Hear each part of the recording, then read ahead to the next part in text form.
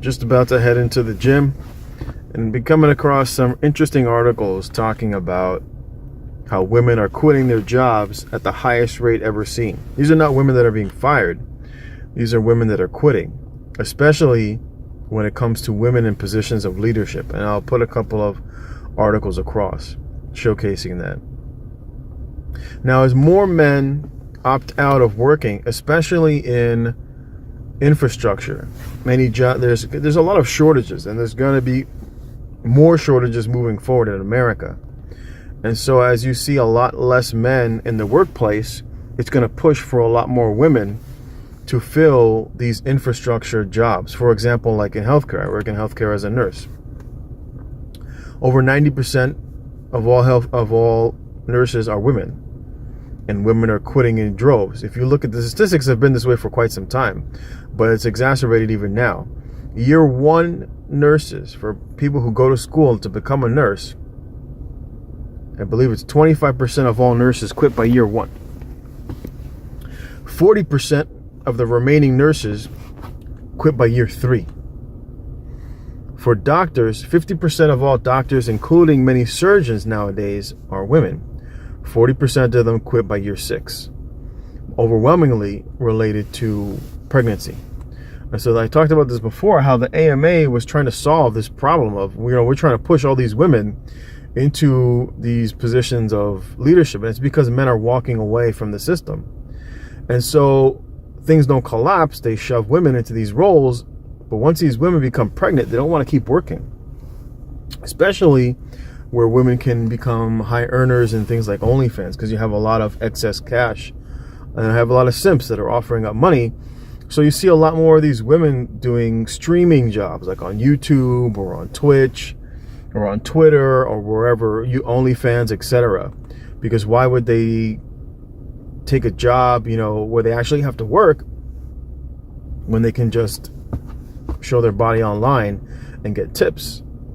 And so this is going to become a greater problem moving forward, especially when you have all of this inclusion and weak men and men wanting to be women. Why? Because women are a protected class.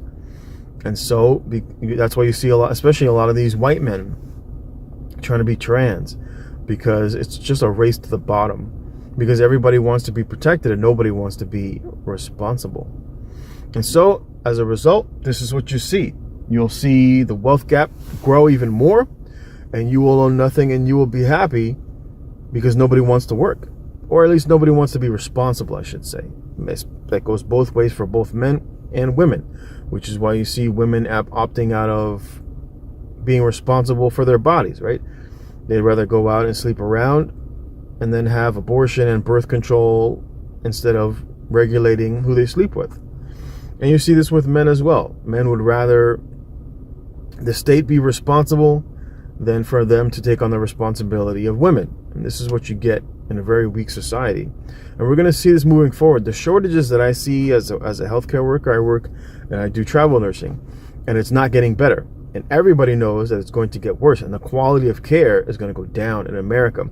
You already see this in places like in Canada, where Canada is opting for euthanization, right? They're basically euthanizing their population, or offering it even more, because they realize we cannot adequately care for many of these individuals that are, many of these boomer and people who are completely dependent upon the system, and they're fat and they're morbidly obese and they're riddled with diabetes and all these other healthcare related issues, and there aren't enough staff to take care of these people. So when push comes to shove, the state says, well, hey, we can euthanize you. We can put you down like a lame dog. And that's what's going to happen. We're seeing this very similarly, for example, in France, where in France, they're like, you people can't retire. We can't afford to pay you your retirement now. Some of you are going to have to work an additional 5 years. And of course, the French, they didn't rally. They didn't riot for the lockdowns. They didn't riot for the mandatory jabs. But when it comes to welfare, those people are going to riot. And this is what you're going to see across the West, because the population is upside down. You have an older population, weren't having kids, completely dependent upon imports, and things are going sideways. And this is where we are. And it's not just in France, but you're also seeing it in the UK, The UK has the same problem. Germany has the same problem. All of the EU has the same problem. America has that exact same problem. Canada has the exact same problem. And it's all related to low birth rates. And that's not going to change until people start having kids. That's why the border is open, right? That's why the border is open in Europe, and that's why the border is open in America, because they need people to pay for the welfare. And of course, these countries can't afford to cut spending. Why? Because the people are socialists. America and Europe have been socialist nations for a very long time, longer than you and I have been alive. And that's not going to go away. These people don't care about their freedom, but they definitely do care about their welfare. They won't riot when the government locks them down. They won't riot when the government wants to turn their kids gay or chop off their penises or lop off their breasts. They won't riot for any of that, except for their welfare. That's why every time there propose cuts, there's always, you're stealing grandma's health care, you're trying to take away my insulin, or you're trying to take away my pension, my social security. I paid into the system, it's my money and I want it now. And these people, they don't even care about their children. At the end of the day, they only care about their welfare. As they say, there's nothing more permanent than a temporary government program. And this is where we are. And so a lot of the problems and a lot of the solutions that are going to be put in place today are going to create problems 100 years from now or shorter. It's what we're living in right now.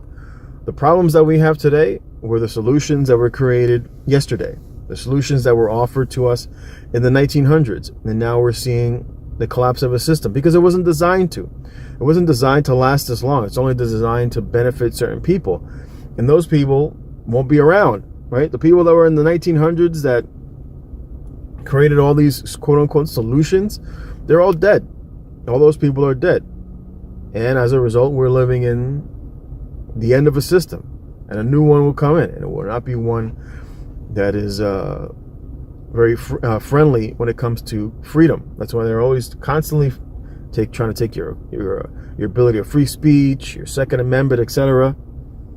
And why the only thing that they offer you is more communism. Give us your freedoms, and we'll create a solution. But it is what it is, and this is where we're at.